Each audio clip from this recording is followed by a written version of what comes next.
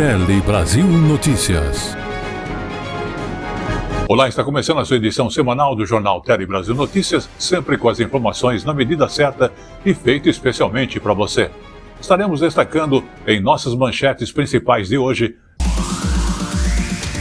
a população brasileira que segue crescendo em todo o país, passando dos 213 milhões de habitantes.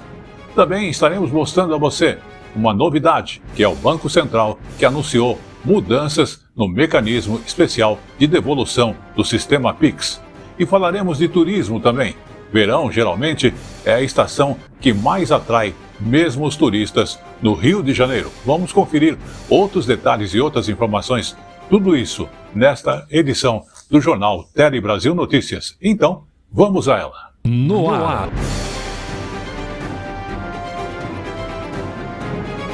Tele Brasil Notícias. E começamos essa edição falando da população brasileira que está aí no ritmo de crescimento. De acordo com a pesquisa do IBGE, passamos dos 213 milhões de habitantes. Porém, é importante entendermos que esse aumento está cada vez num ritmo de redução ou menor. A projeção é para que daqui a 17 anos, justamente, tenhamos aí uma redução bastante sensível no número da população aqui no Brasil. A queda na taxa de natalidade está fazendo com que a população cresça numa velocidade cada vez menor, até o momento em que ela vai começar a encolher. E de acordo com as estimativas do IBGE, isso vai acontecer a partir de 2042. E em 2070, já devemos ter menos de 200 milhões de moradores aqui no Brasil. Atualmente, somos pouco mais de 213 milhões e 400 mil habitantes, uma população bem concentrada. 1/5 das pessoas vivem em apenas 15 cidades. As mais populosas ainda são as mesmas. Em primeiro lugar, a gigante São Paulo, com 11 milhões 900 mil habitantes, quase o dobro do Rio de Janeiro, que aparece em segundo lugar. Depois vem Brasília, Fortaleza, Salvador, Belo Horizonte e Manaus. Algumas capitais tiveram queda na população em relação a 2024. Foi o caso de Salvador, Belo Horizonte, Belém, Porto Alegre e Natal. Quase todas perderam moradores para suas regiões metropolitanas, com exceção de Salvador. Já as cidades que tiveram altas expressivas na quantidade de moradores foram Boa Vista, Florianópolis, Palmas e Cuiabá. A chegada de venezuelanos e haitianos explica esse crescimento em algumas delas. Uma curiosidade é que o país ganhou um novo município este ano. É a pequena Boa Esperança do Norte, em Mato Grosso. Então, se você estiver estudando para alguma prova, já guarda essa informação. Agora, o Brasil tem 5.571 cidades. Vamos agora falar de tecnologia, porque o Brasil deu o seu primeiro passo para justamente a revolução tecnológica que irá transformar a nossa forma de até assistirmos a nossa TV.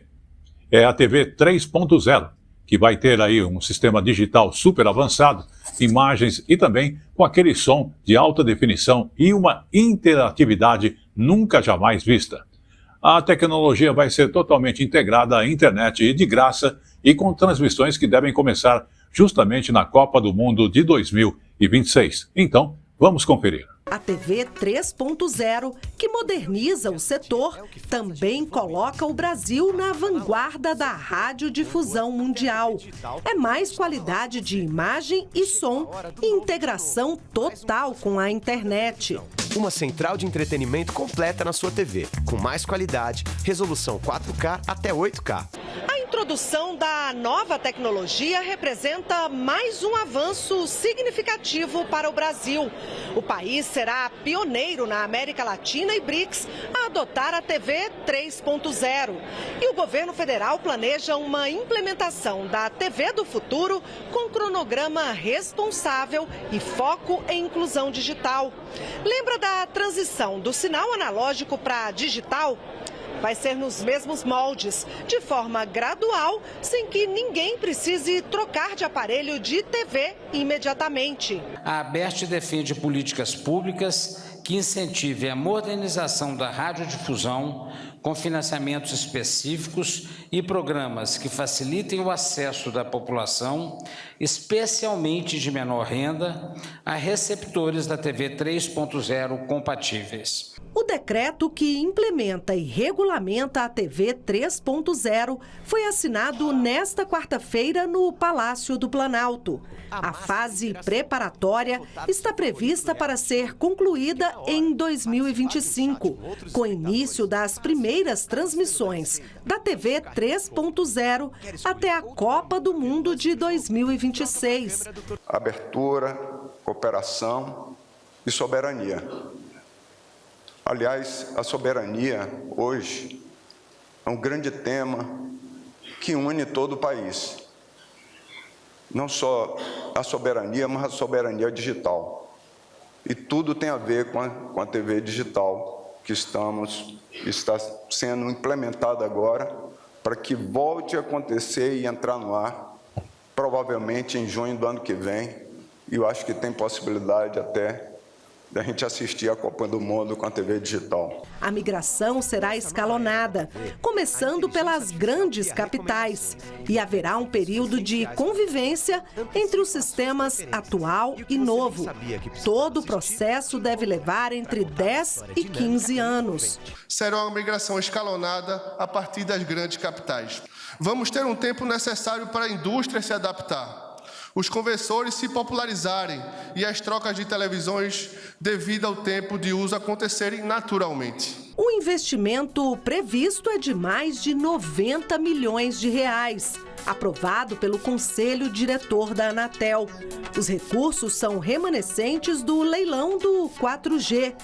O decreto da TV 3.0 também cria a Plataforma Comum de Comunicação Pública e Governo Digital, que vai permitir futuramente o acesso a serviços públicos diretamente pela televisão, promovendo maior integração entre Estado e cidadão. É uma revolução tecnológica, uma tecnologia, como o presidente gosta de dizer, que tem um princípio multilateralista, porque alia tecnologias de outros países, Coreia do Sul, Estados Unidos, países da Europa, para transformar a radiodifusão brasileira numa potência ainda maior do que ela já é. Vamos agora falar então da região do Piauí, que realmente inspira bastante preocupação na questão de saúde. O município de Jerumenha, que fica a 310 quilômetros ao sul de Teresina, ali na região do Piauí, está retornando com a obrigatoriedade do uso de máscaras em todos os estabelecimentos de saúde.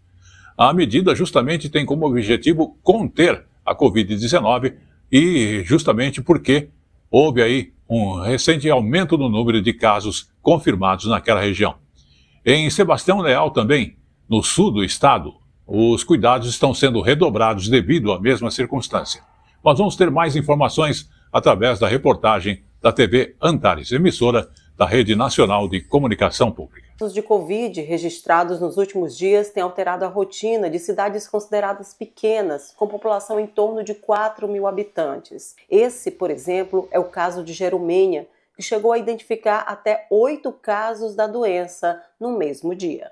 A gente pede para a população manter o uso de máscara, manter a higienização e completar o seu esquema vacinal. As máscaras surgem nos rostos como uma medida de proteção para a proliferação do vírus. A gente fica meio triste porque está com pouco tempo, e pode dizer que acabou, mas já está voltando de novo e pega até o pessoal desprevenido. Ter a vacinação em dias, muito importante, e a higienização. Lavar as mãos, não deixar de usar máscara. Da última quinta-feira para cá, 9 casos foram confirmados e entre esses apenas uma criança. O principal sintoma apresentado entre a população é a dor nas costas no momento de respirar. A gente está orientando que as pessoas fiquem em isolamento pelo menos por 5 dias, fazer a higiene adequada das mãos, usarem o álcool gel. Muito bem, continuamos na questão de saúde, mas agora falando que o Brasil voltou a registrar um crescimento no número de fumantes depois de mais de 15 anos em queda. E é uma preocupação dos especialistas porque justamente há um alerta para o risco do tabaco e também da popularização dos cigarros eletrônicos, que está deixando as autoridades bastante preocupadas na questão de saúde. Vamos conferir mais detalhes nessa reportagem da Rede Minas de televisão. O estudo publicado no terceiro levantamento nacional de álcool e drogas revelou que quase 6% da população brasileira maior de 14 anos utiliza cigarros eletrônicos. Os índices são ainda maiores entre a faixa etária de 14 aos 17. Cerca de 9% dos adolescentes consumiram vapes no último ano. Segundo esta médica pneumologista, os riscos do consumo desse tipo de cigarro são maiores que os dos cigarros convencionais. Toda vez que a gente tenta usar o cigarro convencional ou tentou-se usar o cigarro eletrônico para parar de fumar, essas pessoas tinham uma recidência de tabagismo 2 vezes maior do que aquelas que não eram submetidas ao cigarro eletrônico. As substâncias acopladas a ela também a gente desconhece parte delas. Então pode ser que mais para frente a gente veja doenças que são novas ou doenças que antigamente demorava-se muito tempo para aparecer e que vão começar a aparecer com maior frequência por causa desse tempo curto com um uso muito grande de quantidade de nicotina. O que tem ali nas baterias, os metais pesados contidos na bateria, então, apesar de pouco tempo no mercado, a gente sabe que ele vai sim estar relacionado ao câncer de boca.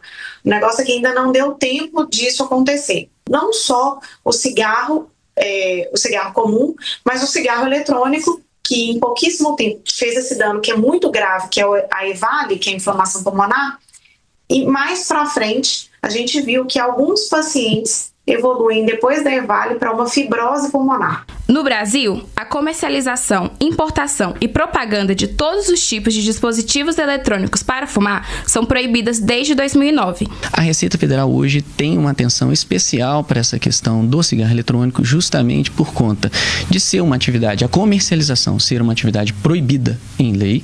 Além da prisão e da multa para o comerciante, ele vai ter o seu CNPJ suspenso e a Receita Federal vai comunicar à Prefeitura para que ela possa também cassar as licenças que essa pessoa tem para exercer a atividade comercial. E vamos agora aos nossos colaboradores e já estaremos de volta. A informação na medida certa que você gosta. Um telejornalismo dinâmico, nacional e regional. Jornal Tele Brasil Notícias. A informação na medida certa.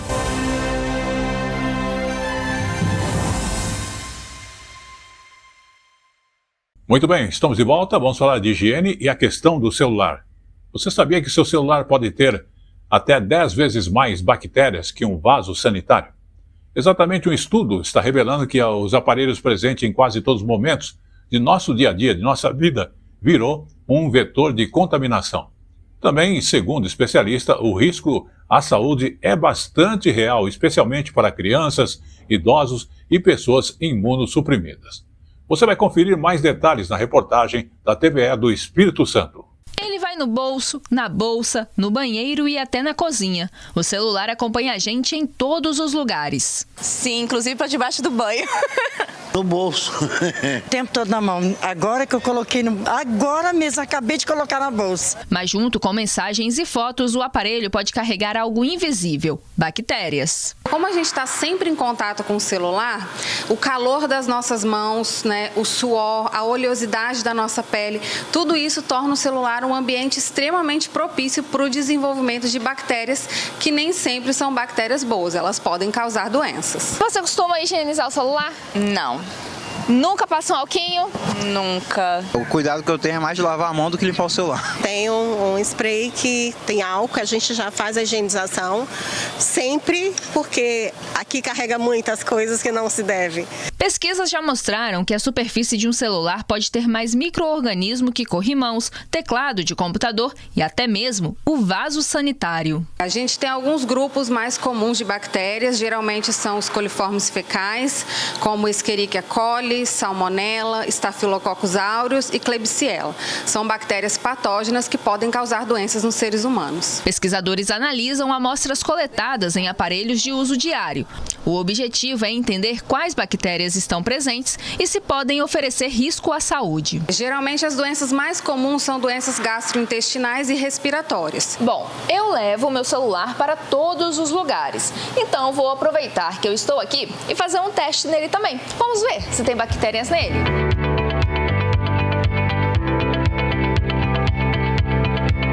resultado desse tipo de análise não aparece na hora. As amostras precisam ser cultivadas em laboratório e observadas por dias, até que as bactérias fiquem visíveis. O que a gente faz é analisar todos os micro-organismos que tem ali naquele celular, a gente coleta eles e cultiva no meio de cultura e geralmente demora o resultado de 24 a 48 horas para a gente poder fazer essa análise. A boa notícia é que a higienização pode ser feita em casa com produtos simples e de forma rápida. E eu vou aprender agora como fazer a limpeza do meu celular. Primeiro, retira a capinha, pega um papel ou um pano, joga álcool 70, limpa a parte de trás, limpa a capinha, coloca novamente e depois passa na frente. Vamos também falar aí da situação financeira que está bem complicada para muita gente, mas um índice aí mostra o seguinte: mais da metade dos paulistanos tiveram que fazer atividades extras para complementar a renda nos últimos 12 meses. Inclusive, é um dado importante que é do Instituto Cidades Sustentáveis. Vamos observar. 3% dos moradores da capital paulista disseram ter recorrido a algum trabalho paralelo para complementar a renda no último ano. Em relação à renda, 41% dos entrevistados disseram que tiveram estabilidade. 34% tiveram redução dos rendimentos e apenas 17% disseram que a renda aumentou. 82% das pessoas dizem que a alimentação é o item de maior impacto no orçamento, seguido por moradia e saúde. 7 em cada 10 paulistanos perceberam aumento no número de pessoas em situação de fome e pobreza. Vamos agora falar então de economia. Banco Central anunciou mudanças no mecanismo especial de devolução do PIX, que é o MED, para combater os casos de fraudes que acabam acontecendo. Mecanismo que existe desde 2021, facilita a devolução de recursos para vítimas de golpes ou de falhas bancárias. A partir de 1º de outubro, o processo será 100% digital, realizado no próprio aplicativo do banco, sem necessidade de contato com o atendimento das instituições financeiras. Outra novidade é a possibilidade de devolver valores a partir de outras contas e não apenas da que recebeu a fraude, que geralmente já foi esvaziada pelos golpistas. Além disso, o novo MED também vai rastrear o dinheiro e permitir a devolução em até 11 dias após a contestação. Essa última medida entra em vigor em 23 de novembro de forma facultativa e será obrigatória em fevereiro.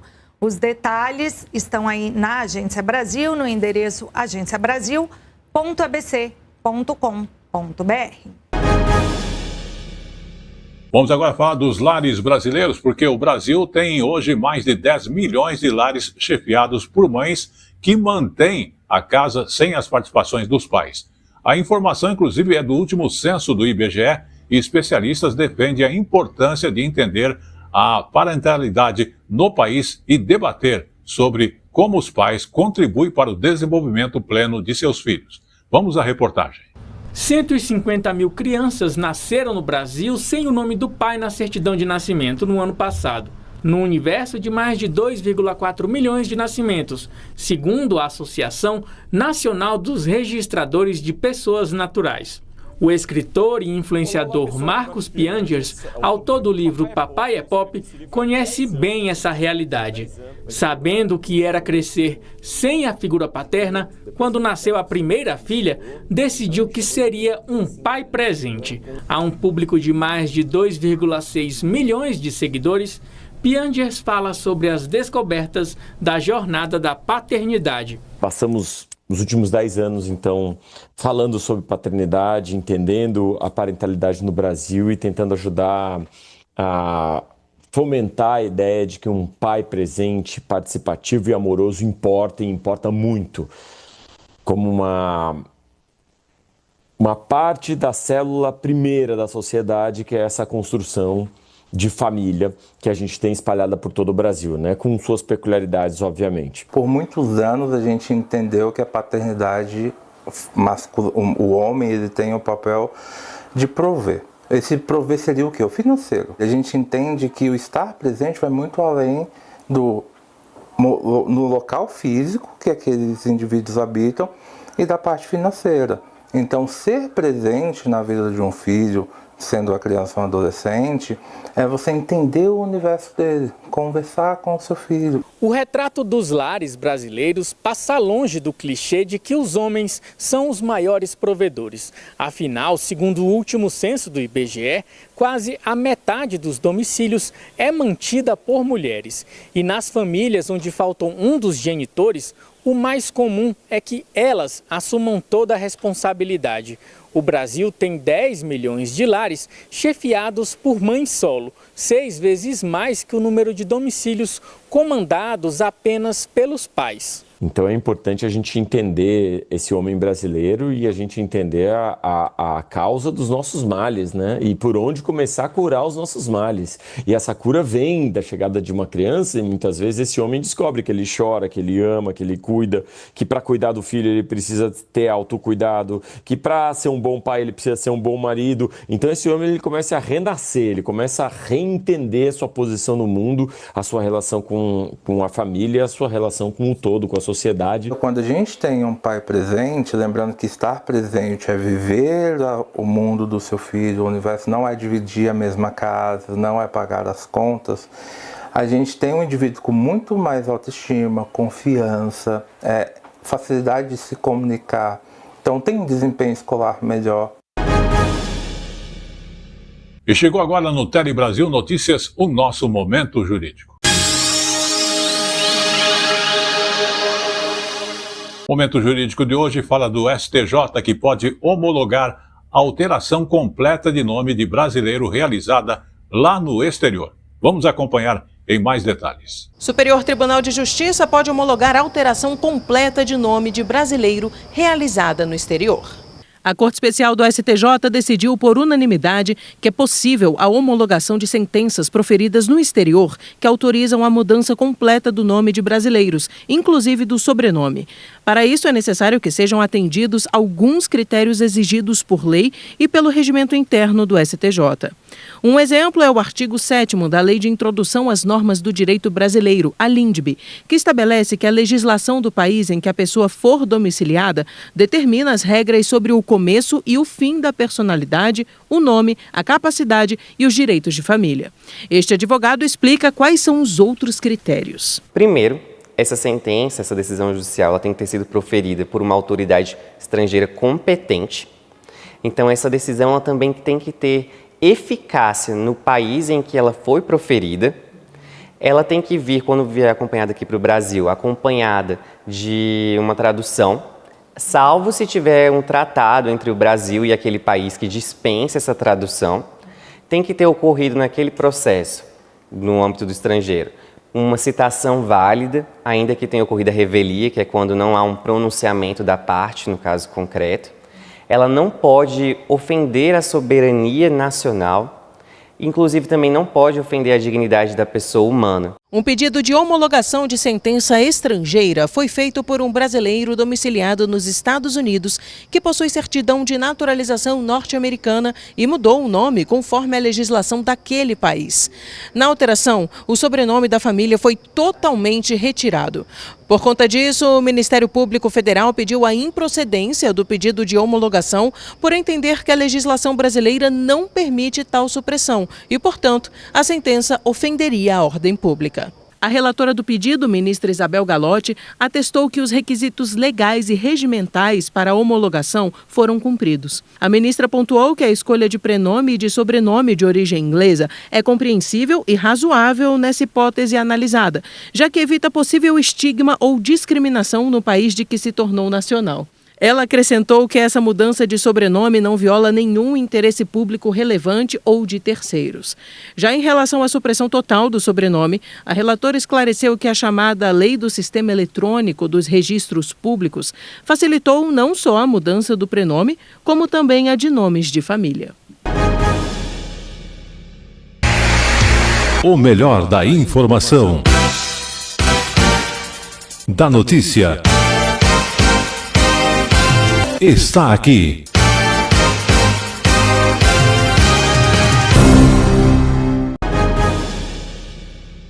Vamos também falar de educação. Professores de educação infantil querem serem reconhecidos como profissionais do magistério. Isso, inclusive, é uma coisa que pode acontecer, essa mudança, porque está no Senado. Vamos observar.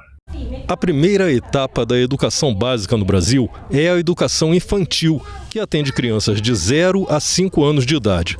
Pela legislação atual, os profissionais que atuam nesse segmento não são considerados profissionais do magistério.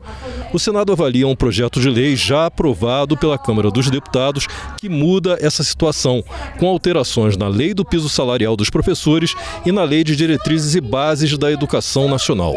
Na opinião da relatora, a proposta vai corrigir uma distorção histórica. Em milhares de redes, profissionais que ensinam e cuidam de crianças de 0 a 5 anos, muitas vezes mulheres com formação adequada e ingresso por concurso, ainda não são reconhecidos em lei como integrantes da carreira do magistério com acesso ao piso e aos planos de carreira. O projeto corrige uma lacuna ao explicitar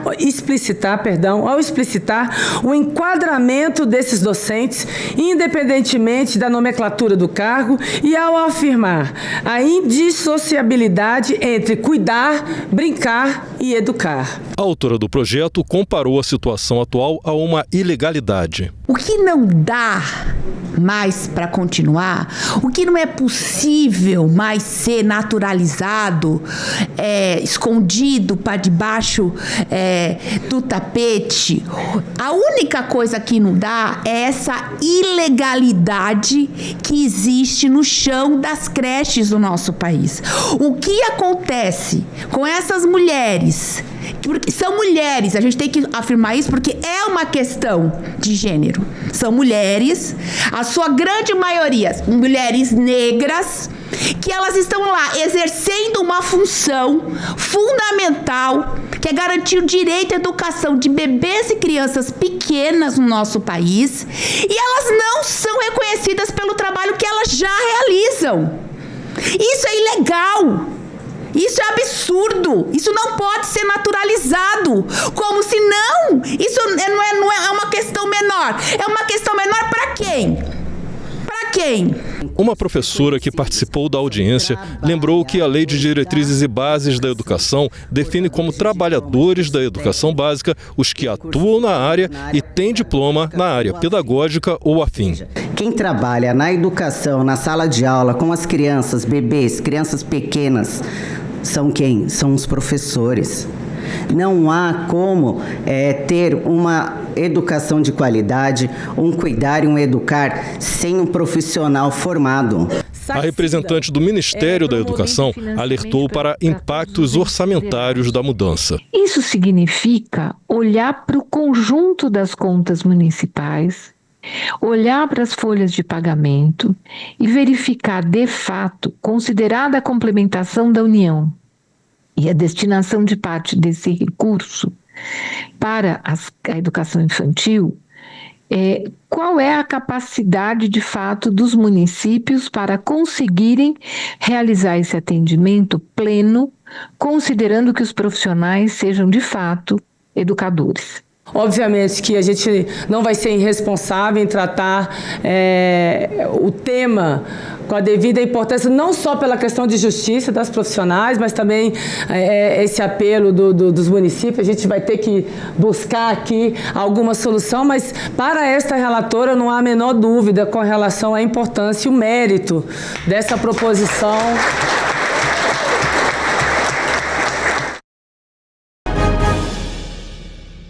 Vamos agora falar então de educação, porque lá no Rio de Janeiro, alunos da rede municipal apresentam melhoras na aprendizagem de matemática e também de português depois daquela proibição dos celulares nas salas de aula. Foi o que apontou um estudo da Prefeitura do Rio de Janeiro em parceria com a Universidade de Stanford. Vamos aí observar mais detalhes e conhecer mais de perto essa história. é o primeiro levantamento concreto depois de um ano da proibição de celulares em salas de aula nas escolas municipais aqui do Rio de Janeiro.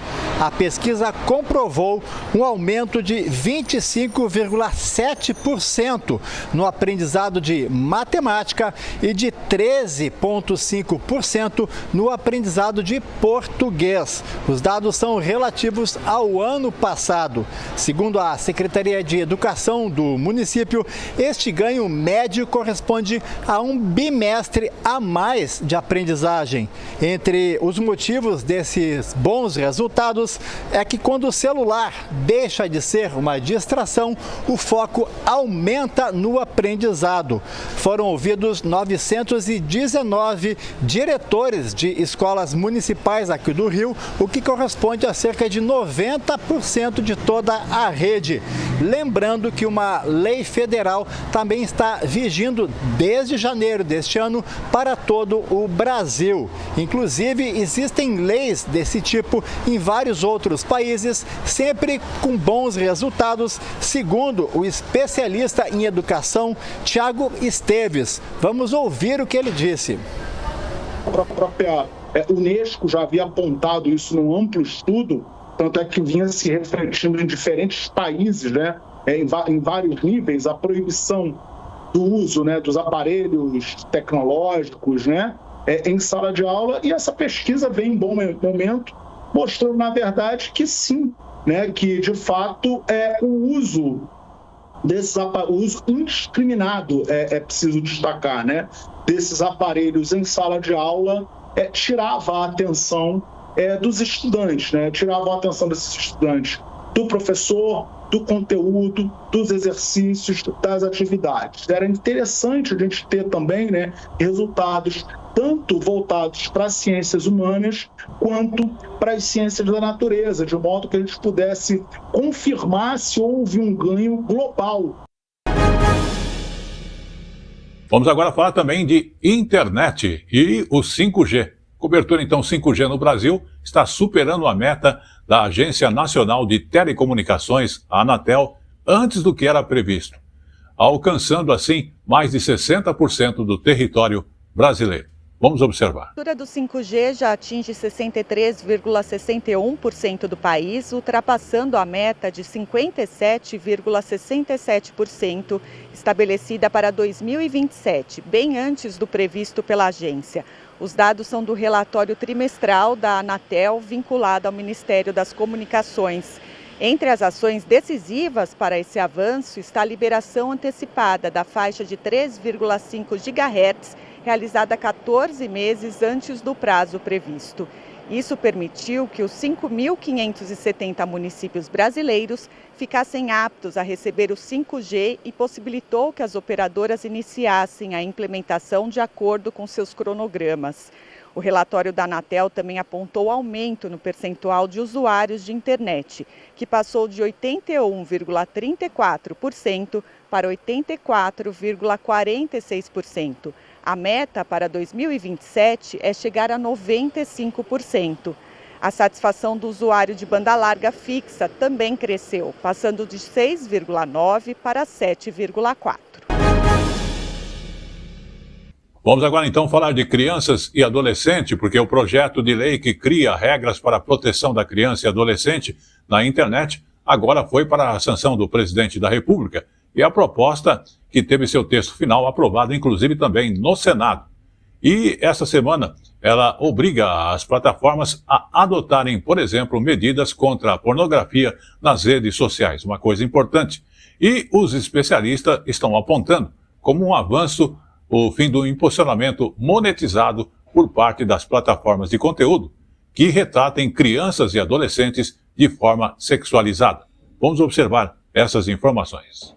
A aprovação do projeto de lei foi em votação simbólica. Como o texto já havia passado pela Câmara, agora segue para a sanção presidencial. Foram estabelecidas diversas regras para a proteção de crianças e adolescentes no ambiente digital, num projeto que contou com a mobilização de centenas de organizações da sociedade civil. O tema ganhou destaque nas últimas semanas, após o vídeo do influenciador Felca denunciar a exploração de crianças e adolescentes na internet. Então, um avanço importante a partir da denúncia feita pelo influenciador Felca é a vedação, então o fim do impulsionamento e da monetização por parte das plataformas de conteúdos que retratem crianças e adolescentes de uma maneira sexualizada, de uma maneira erotizada, né? Uma outra conquista muito grande do texto é que ele vai definir que os produtos e serviços que sejam direcionados ou que possam ser acessados por crianças e adolescentes precisam garantir que os usuários ou as contas, né, de crianças e adolescentes de até 16 anos de idade devam estar vinculados a um usuário ou conta de um dos seus responsáveis legais. O texto final cria o Estatuto Digital da Criança e do Adolescente e prevê medidas como a remoção imediata de conteúdos relacionados a abuso infantil com notificação às autoridades, além do uso de ferramentas de controle dos pais e de mecanismos mais confiáveis para a verificação de idade dos usuários. Também cabe ao Executivo regulamentar de que forma será feita a fiscalização das plataformas e a verificação dos usuários. Colocar essas limitações, determinar que os jogos e a internet em si, toda a parte digital, coloque limitação para comunicação entre adulto e criança, determinar que haja comprovação efetiva da idade, porque não basta você colocar maior de 18 anos, não. Você vai ter que agora mostrar uma foto com a cara do seu RG, conferir com o CPF, vai ter que ter essa conferência das plataformas. E a parte de controle, aumentar o controle parental para que os pais consigam via remoto, isso algumas plataformas já fazem, mas pouco divulgado. Trazer campanhas de conscientização sobre isso, eu acho que é um dos diferenciais dessa lei. Em caso de descumprimento das obrigações previstas na lei, os infratores ficam sujeitos a penalidades que podem ser advertência, multa de até 50 milhões de reais e a suspensão temporária ou definitiva das atividades no país. Porque antigamente a gente tinha medo de filho ir brincar na rua. Hoje a gente tem medo dos filhos estarem na internet, sei lá, falando com quem. É um mundo que as crianças e adolescentes não têm essa consciência do que é perigoso. Só vai ter consciência quando acontecer com eles, mas nenhum pai quer que isso aconteça. Por isso que essa legislação, diante de uma denúncia tão séria que foi feita, e já tem várias outras investigações referentes a isso, teve que vir para a mídia para estourar, o nosso legislativo teve que falar, opa, temos que proteger nossas crianças. E aí sim, o Brasil se torna mais uma vez pioneiro em uma das legislações referente à proteção das crianças e adolescentes.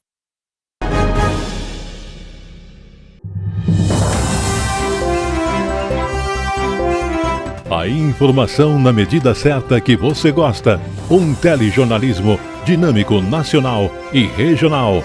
Jornal Tele Brasil Notícias. A informação na medida certa.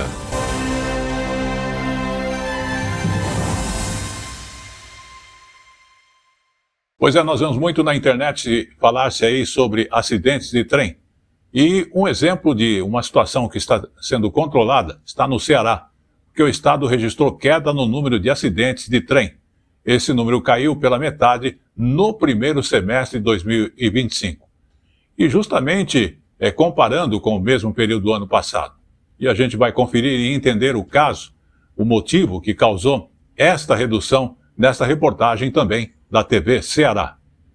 São muitos os flagrantes como esse, espalhados pelas linhas do VLT e do metrô aqui em Fortaleza e em outras regiões do estado. Para evitar esse tipo de situação, existe um trabalho que vem dando resultado. Entre janeiro e junho deste ano, foram registradas 12 ocorrências de colisões entre trens e veículos em todo o estado, contra 23 no mesmo período do ano passado. A queda representa 47,8%. A maior parte dos casos aconteceu em Sobral. Em Sobral tinha tido 12, caiu para 10 e a tendência é cair mais ainda, porque em Sobral nós estamos aplicando um projeto piloto que é automaticamente, quando chegar na passagem de nível, o sinal da cidade, o sinal da rua já vai fechar porque o trem está aproximando-se. Na capital, o saldo foi ainda mais positivo. Fortaleza não registrou nenhuma colisão na linha Nordeste no primeiro semestre. O resultado é atribuído à manutenção das sinalizações e às ações preventivas. Mas esse trabalho é em vão se a população não fizer a parte dela, principalmente quando vai atravessar aqui a passagem de nível. É possível observar muitas imprudências. E são essas imprudências que acabam ocasionando muitos acidentes. É bom saber que a legislação brasileira estabelece prioridade para os trens no trânsito. Como são veículos pesados, não conseguem frear de forma brusca. Por isso, a recomendação é simples: parar, olhar e escutar antes de atravessar os trilhos. A ideia, de fato, é trabalhar com a comunidade, né? Então, se é possível manter os equipamentos funcionando, a gente faz tudo que for necessário para manter, né, para que a gente possa, de fato, fazer uma operação sem um sinistro sequer. Segundo o Metrofó, a fiscalização continua. O objetivo é manter a redução e garantir segurança a quem circula pelas cidades onde o trem passa. Enquanto isso, não é difícil flagrar a imprudência da população, que também precisa ajudar.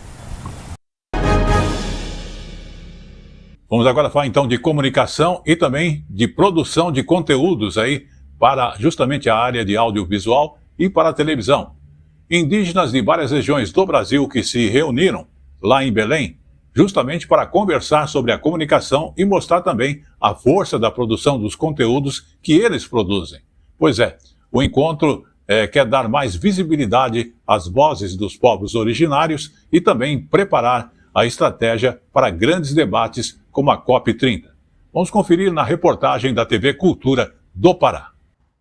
Comunicadores indígenas. Nas redes sociais, são eles responsáveis por divulgar a cultura, o cotidiano e os saberes dos povos originários do Brasil. Hoje é mais por querer mostrar os nossos conteúdos, as nossas redes, também nossos rituais, nossa cultura local e também fazer com que não se perca mais as memórias e não se perca mais as nossas histórias que se perderam durante os anos, que não foram contadas ou não foram relatadas. Hoje ele se junta a mais de 100 comunicadores para participar do primeiro Encontro Nacional de Comunicação Indígena realizada na Casa Maraca, em Belém. O evento é organizado pela mídia indígena em parceria com o Ministério dos Povos Indígenas. A partir daí nasce sim esse espaço de dar vozes, né, a partir do olhar do território. O Christian, que produz conteúdo há mais de 10 anos, é um dos responsáveis por palestrar sobre a criação de conteúdos para as redes sociais. O que eu quero fazer aqui é justamente multiplicar esse conhecimento e trazer esse conhecimento,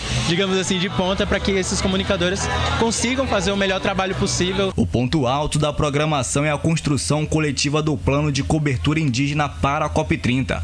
A proposta é garantir que as vozes dos povos originários sejam ouvidas e respeitadas no debate climático, com estratégias voltadas às mídias sociais, à imprensa e à mobilização territorial. Continuar protegendo essa biodiversidade do planeta, a garantia de mais demarcação de território indígena como política efetiva para o enfrentamento à crise climática e trazer a mensagem para os grandes líderes globais que nós somos parte dessa resposta para o enfrentamento à crise climática e para a emergência climática que o mundo vive hoje. Vamos agora falar então sobre datas comemorativas, porque no Dia Nacional do Combate ao Fumo, que tivemos aí a semana passada, o alerta é para os profissionais de saúde. Segundo o Instituto Nacional do Câncer, uma simples orientação em um consultório pode ajudar milhares de pessoas, inclusive a largar o cigarro. O impacto seria positivo tanto para a saúde da população quanto para os cofres públicos. Vamos observar. O INCA levou em conta uma pesquisa divulgada em 2019, que mostrou que quase um terço dos fumantes atendidos por médicos ou dentistas não foram perguntados sobre a dependência do cigarro. O Brasil tem aproximadamente 20 milhões de consumidores de tabaco. De acordo com o INCA, poucos minutos de orientação num consultório poderiam fazer o Brasil ter 500 mil de fumantes a menos. Redução que iria melhorar a saúde de muita gente e também economizaria R$1 bilhão, considerando os custos de todos os problemas de saúde provocados ou agravados pelo cigarro. Lembrando que o SUS oferece tratamento gratuito para os fumantes nas unidades básicas de saúde.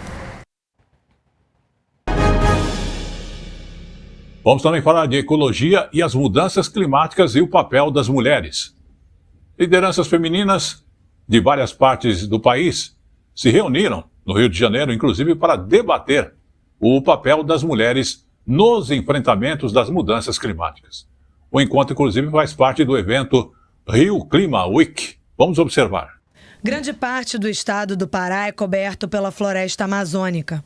O bioma sofre com desmatamento, queimadas, extrativismo de madeira e garimpo ilegal, mas também acaba sendo atingido indiretamente pela violência que assola a região. Pois as pessoas que vivem na região amazônica, os povos e comunidades tradicionais, são as pessoas que fazem a manutenção da floresta, para manter a floresta em pé, para manter o rio vivo. E se essas pessoas não estiverem vivas, continuarem sendo atingidas pela violência, não vai haver floresta em pé, porque não tem quem a defenda. Dandara cresceu no Pará em uma família ribeirinha e teve sua casa deslocada na época da construção da usina hidrelétrica de Belo Monte. A partir daí, começou sua trajetória no campo dos direitos humanos. Hoje, é uma das responsáveis pelo Atlas da Violência contra povos e comunidades tradicionais na Amazônia paraense, criado pelo Instituto Fogo Cruzado. Nós vamos verificar o que vai acontecendo no território, porque é um território muito dinâmico. As camadas de violência são muito dinâmicas, que acontecem contra comunidades tradicionais. E o que eu posso dar de um spoiler é que não vai ser só contagem de tiros de armas de fogo, vai ser também a contagem de incidentes de violência que são perpetrados com outros tipos de armas também. Esse projeto de mapeamento da violência no Pará é apenas uma das iniciativas de lideranças femininas que fazem parte da rede Clima e Mulheres na COP, grupo que se reuniu hoje presencialmente pela primeira vez aqui no CCBB do Rio e atua no combate às mudanças climáticas no Brasil e no mundo. Além de soluções, a rede aponta ainda para disparidades de gênero dentro da questão do clima. O que a gente observa é que as mulheres elas pagam taxas de juros mais altas, por exemplo, se você for comparar com o homem, em diferentes estados, é diferenciado nos estados, mas ao mesmo tempo a gente vê que é muito mais difícil para uma mulher ela obter acesso a esse recurso hoje. Então tem esse olhar também de dar essa visibilidade de onde está o recurso, quais são as linhas de créditos que existem hoje para poder trazer essa visibilidade para elas poderem ter mais acesso. Mas hoje tem que ter um olhar diferenciado. Por isso que a gente também traz muita questão da governança, de ter mulheres em papéis de tomada de decisão e olhando para o mercado financeiro com perspectivas diferentes. Muito bem, vamos falar agora do Museu de São Paulo. Exatamente, o MASP atingiu um marco histórico de público com a exposição ecológica Monet, o impressionista francês. A mostra, que inclusive já recebeu mais de 410 mil visitantes, o que supera a exposição, inclusive com a obra de Tarsila do Amaral, que recebeu 402 mil visitas em 2019. Detalhes que revelam o estilo inconfundível de Claude Monet, um dos maiores nomes do impressionismo. De longe, as obras parecem fotografias. De perto, as pinceladas marcadas criam movimento, luz e textura. Quando a gente se aproxima da tela, a gente consegue ver a marca do pincel, a marca da tinta que fica ali. E aí essas são uma das... Essas são umas das pistas para a gente poder entender um pouco do que esse artista queria expressar naquele momento, né? As obras vão de 1870 a 1920 e mostram diferentes fases de Monet, sempre ligadas à natureza. Em algumas, o mesmo cenário se repete sob a neblina e a fumaça das fábricas, uma crítica à Revolução Industrial. Neste outro espaço, o verde domina. As pinturas foram inspiradas no jardim que o próprio Monet construiu, com destaque para a Lagoa de Ninféias. A água é um elemento presente em grande parte das obras. São mais de 30 obras de Monet nessa exposição, a maioria delas pela primeira vez no Hemisfério Sul. As obras vieram emprestadas de museus da Europa, dos Estados Unidos e também de coleções privadas. Apenas 2 telas fazem parte do acervo permanente do museu: a ponte japonesa sobre a Lagoa das Ninféias e a canoa sobre o Épte. A luminosidade que chama a atenção. Eu estava aqui observando como é que ele pintou a luz que atravessou ali as árvores. Impressionante. E incrível que ele começou a perder a visão, né? Ele começou a perder a visão, dá para ver nas obras ele perdendo a visão e não desistiu, continuou pintando. Isso também é uma lição para a gente.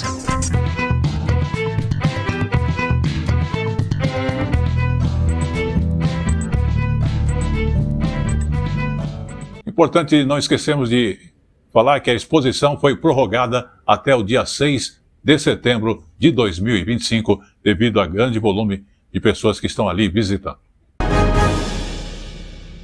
Vamos falar do Maranhão agora e daquelas mulheres que são as mulheres rendeiras do Maranhão, que mantêm viva a cultura da resistência que passa de geração a geração. Vamos ver aí na reportagem da TV UFMA, da Universidade Federal do Maranhão, uma emissora também da Rede Nacional de Comunicação Pública. Ô mulher rendeira, alô mulher renda, tu me ensina a fazer renda, que eu te ensino a namorar. Na sala de casa, mãe e filha vão dando colorido a um ofício que também é tradição. Mãos habilidosas, rápidas e precisas. A renda sempre ajudou no sustento de casa. Minha mãe viu que me ensinou a fazer renda. Eu tinha 8 anos de idade quando eu aprendi. Aí comecei a continuar. Hoje eu tenho 76 anos. Ainda tenho muita vontade de fazer. O trançado da renda de Bureau vai construindo peças únicas, mas a renda também vai desenhando o orgulho de ser rendeira. É mais do que um trabalho, é a habilidade de transformar linha em arte. A 28 quilômetros de São Luís, no município de Raposa, encontramos essas mulheres que sabem que inspiração é complemento para a beleza. Faz uns 20 anos que eu faço renda. Ser rendeira é ser paciente, bem paciente. Nessa rua que concentra diversas lojas, podemos encontrar a renda sendo trançada na porta de casa. Momento para prosear com a amiga, mas de olho na linha. A almofada é recheada com folha de bananeira. Os biuros são de madeira com tucuns, esses coquinhos na ponta. Para marcar o traçado, espinhos de mandacaru e linhas 100% algodão. Nas lojas vemos que a criatividade não tem limites. A renda está nas bolsas, blusas e vestidos. Está em peças que são pensadas para dar forma à imaginação. Uma saia assim são meses de trabalho, tradição na técnica do artesanato e também nas vendas. Foi do tempo da minha avó, da minha mãe, então é uma cultura, é sobrevivência, é cultura e é resistência, né?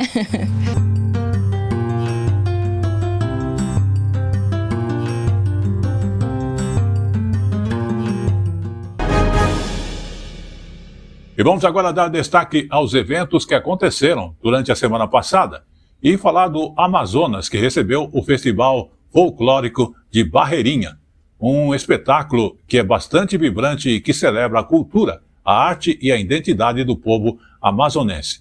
A gente vai ver então na reportagem agora da TV Encontro das Águas, diretamente para você. Que começou nas águas. Mais de 330 quilômetros separam Manaus da Princesinha do Paraná do Ramos. São 8 horas de lancha pelo Rio Amazonas, até chegarmos a Barreirinhas. Chegar aqui em Barreirinha é sentir uma cidade que pulsa por tradição. Estamos agora prestes a acompanhar a 35ª edição do Festival Folclórico, onde o clímax será a disputa entre o touro branco e o touro preto. Este ano, o Touródromo, arena onde a disputa acontece, deve receber cerca de 15 mil pessoas durante os 3 dias de festival. Desde 2003, essa rivalidade ganhou status competitivos. Um festival que carrega forte influência das brincadeiras de boi-bumbá de Parintins. Quanto tempo tu é torcedora do touro preto? Desde que nasci. É mesmo? Foi a herança que a minha avó deixou pra mim. Ninguém quer perder, né? Todo mundo quer ganhar. Então você não pode passar com a roupa do touro branco, onde tem touro preto. Cada um pro seu lado. A rivalidade existe, né? Das cores, de você querer o título, né? E o touro branco sempre já conseguiu muito mais títulos. Agora a gente está brigando aí para esse ano. Se o touro preto ganhar, a gente vai ficar com um título a menos. Então a gente está aí correndo atrás. E é nos galpões que toda essa disputa ganha forma. Artistas locais, com um olhar detalhista e mãos habilidosas, dão vida a alegorias, figurinos e cenários que guardam muito mais do que cores e brilho. Cada peça é história e resistência cultural. 90% da alegoria pronta, né? E estamos na correria, apesar dos pouco tempo, 12 dias de trabalho para construir um espetáculo enorme, né, na arena. Desde criança, né, a paixão pelo boi, comecei na batucada.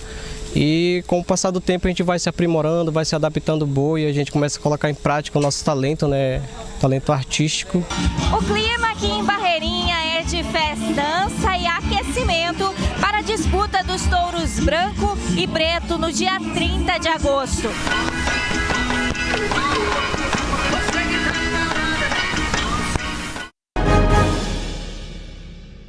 Muito bem, voltamos a falar de museus. O Museu da Inconfidência Mineira, que fica lá em Ouro Preto, lá em Minas Gerais, foi reaberto.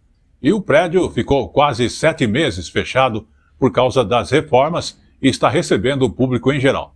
Vamos conferir nesta reportagem da Rede Minas, mais uma emissora da Rede Nacional de Comunicação. Foram 6 meses de intervenções na estética e na estrutura, e mais 1 mês para limpeza e vistorias do Corpo de Bombeiros. Tudo para garantir a segurança de quem trabalha no Museu da Inconfidência e também dos visitantes. Para as obras, foram investidos R$2.600.000, recurso que veio da reparação a danos e interesses coletivos indicados pelo Centro de Apoio Operacional da Ordem Econômica e Tributária. Através da arquitetura, da leitura da arquitetura de um lugar, é possível reconhecer a sociedade que a produziu. E a Casa de Câmara e Cadeia surge nesse contexto, né, da exploração do ouro, quando a cidade começa a ser mais regulada, e um edifício neoclássico recebe ali 2 funções: a cadeia no térreo e a câmara no pavimento superior, que não tinham ligação interna, né, por questão de segurança. O acesso era distinto. A edificação, que já abrigou a antiga Casa de Câmara e a cadeia da então Vila Rica, é um dos pontos turísticos mais famosos da cidade. Só no ano passado, mais de 340 mil turistas passaram pelo museu. No acervo, objetos que contam uma parte importante da história de Minas e do Brasil colonial. Também existe um espaço dedicado ao barroco e à arte produzida nos séculos XVIII e XIX. A própria edificação, sem o acervo, já diria muito, né, sobre o período colonial, sobre a Inconfidência Mineira. Mas quando tem toda essa narrativa, né, eu acho emocionante, realmente, a cripta ali dos Inconfidentes, né, quando o Estado Novo promove essa repatriação, porque muitos morreram no exílio, né? Então, quando ele busca ali, né, o próprio Tiradentes não tem restos mortais, é uma cripta simbólica. É muito importante para as novas gerações a transmissão desse legado. Vamos agora também falar de um outro ponto importante. O Farol de Mucuripe, lá no Ceará, está se preparando para reabrir as portas como polo turístico e cultural de Fortaleza. Vamos ver nesta reportagem da TV Ceará, emissora também da Rede Nacional de Comunicação. O sonho de Diego, de Jamile e de toda a comunidade do Cais do Porto está cada vez mais próximo. A revitalização do Farol do Mucuripe, um dos símbolos históricos mais marcantes da capital cearense, a população local já conta os dias para a reabertura. Um equipamento que vai se transformar em equipamento da cultura, que seja algo construído, junto da comunidade, diferente do passado, que foi muito focado nos turistas e esqueceram a população do entorno. A obra atende a pedidos antigos da comunidade e foi além da restauração.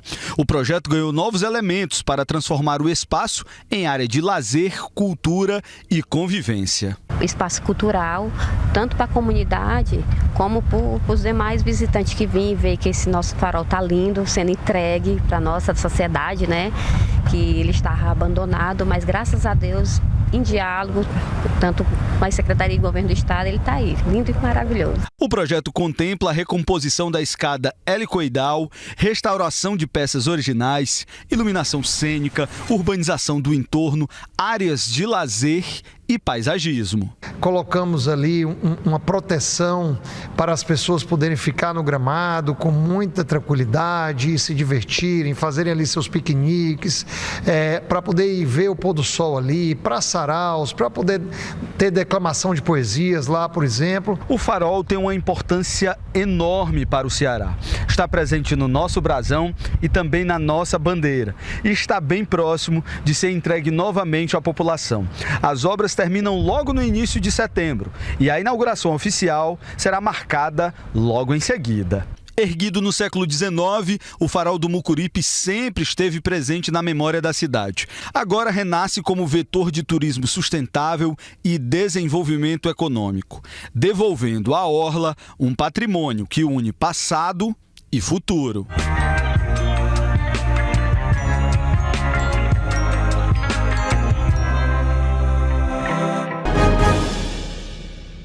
Vamos falar da natureza e das tartarugas. Brasil abriga 5 das 7 espécies de tartarugas marinhas do mundo. E há 45 anos, um projeto nascido de iniciativa de jovens biólogos tem ajudado a proteger esses animais que estão ameaçados de extinção e também a conscientizar a população. É o projeto Tamar, que se tornou referência internacional em conservação marinha. Mais do que o projeto, você vai observar agora de perto aí na reportagem da TVE do Espírito Santo.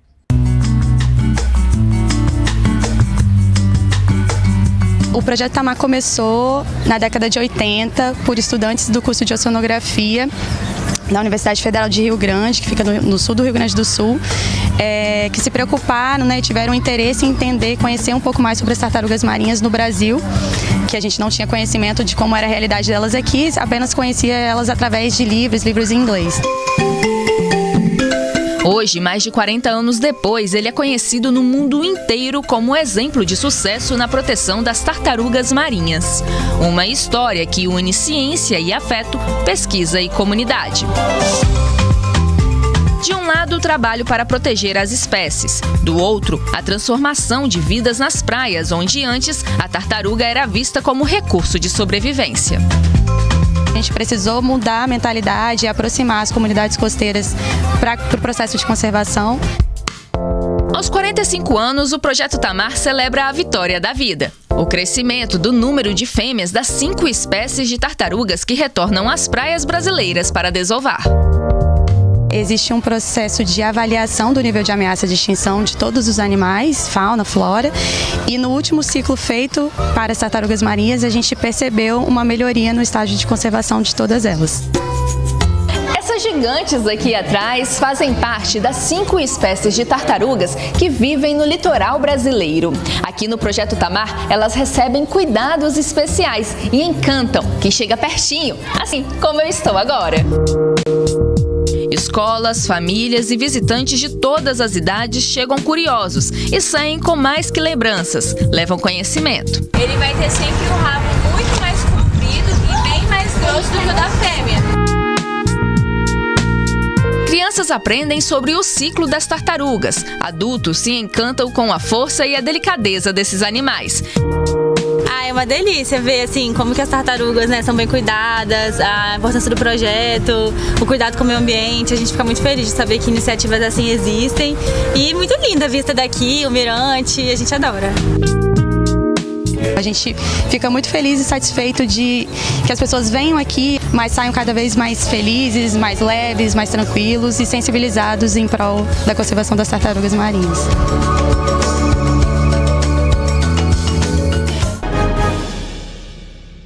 Muito bem, vamos falar agora de mais uma cidade turística do nosso Brasil, Gravatá, na Serra das Russas, em Pernambuco, que tem um lugar com temperaturas bem mais baixas do que em Recife.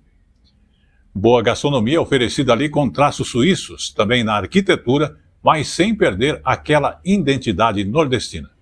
Vamos ver tudo isso na reportagem da Pref TV, mais uma emissora da Rede Nacional de Comunicação para você. Fica a 84 quilômetros da capital Recife e é destino certo para turistas de todo o país. Lugar lindo de se ver, sentir e apreciar. Não só o clima frio, mas a cultura e o leque de opções que o interior proporciona, desde a culinária ao sossego, sem contar com a temperatura agradável, que neste período pode variar, com sensação térmica de até 14 graus. Mas falando em cultura, um dos atrativos da cidade é o Polo Moveleiro, lugar famoso pelas lojas voltadas para móveis de madeira rústica, além de restaurantes e lojas em geral. Apresentações culturais são comuns pela cidade em diversas épocas do ano. Daqui diretamente para outro ponto bem movimentado. Estamos no Mercado Cultural de Gravatá. Por aqui, muita comida típica e forró. Programação perfeita, pelo menos para a Georgina, que sempre que pode vem do Recife para descansar e curtir. Tem comidas típicas, tem um bom forró, então assim, sair da loucura de Recife, o melhor lugar aqui. Ontem estava dando 17 graus, então assim, literalmente tá fora da realidade da gente, né? Gravatá tem essa característica, né? Nós estamos na Serra das Russas, né? Estamos no início do agreste pernambucano. E ela desponta também por ter uma cultura efervescente e ter uma identidade alpina, ou seja, suíça, né? Principalmente na sua arquitetura e na gastronomia, mas não deixa de ter as raízes nordestinas, né? Os turistas que vêm para a cidade podem contar com hospedagem de alto padrão, confortável e aconchegante para curtir o friozinho de Gravatá. Além da gastronomia regional, um dos pedidos mais comuns aqui é o fundi. Seja o de queijo ou chocolate, com um bom vinho, dá para curtir o clima. Nosso carro-chefe daqui hoje é o fundi de queijo. O nosso clima aqui é frio, né? E isso contribui para o pessoal estar aqui conosco. Cultura, campo, descanso, friozinho. Um destino que, sem dúvidas, não pode ficar de fora da programação de quem vem para o agreste pernambucano. Pois é, como eu falo sempre, tudo que é bom dura pouco. E o Tele Brasil Notícias agradece a sua audiência, está chegando ao seu final. Mas antes, vamos falar do verão, que geralmente é uma estação que mais atrai turista no Rio de Janeiro, né? Mas uma série de eventos estão sendo realizados agora no inverno e tem agitado a cidade. Inclusive, a prefeitura fez aí uma previsão de aumento de 13% na quantidade do dinheiro movimentado pelos visitantes somente este ano. Vamos conhecer mais de perto nesta reportagem aí uma história melhor aí do Rio de Janeiro, vista mais de perto. Quem diria que no Rio 40 graus, onde cariocas não gostam de dias nublado, o inverno ia ter tanto destaque. A previsão da prefeitura é que os meses frios este ano movimentem cerca de 6 bilhões e 400 milhões de reais. Isso representa um aumento de 13,5% em relação ao inverno do ano passado. Segundo a Secretaria Municipal de Turismo, em 2024, a cidade recebeu nos meses de inverno 2 milhões e 700 mil turistas.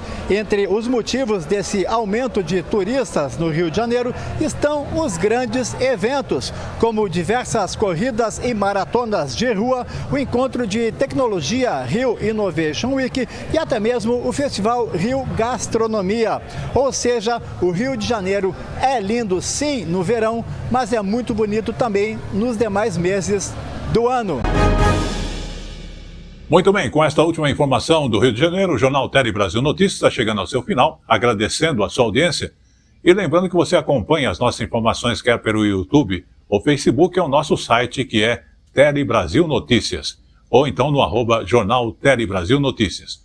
Também temos aí o Facebook A Hora da Notícia, que tem outros detalhes também para você. Queremos agradecer toda a nossa equipe técnica, o trabalho realizado, e estaremos de volta na semana que vem. Até lá!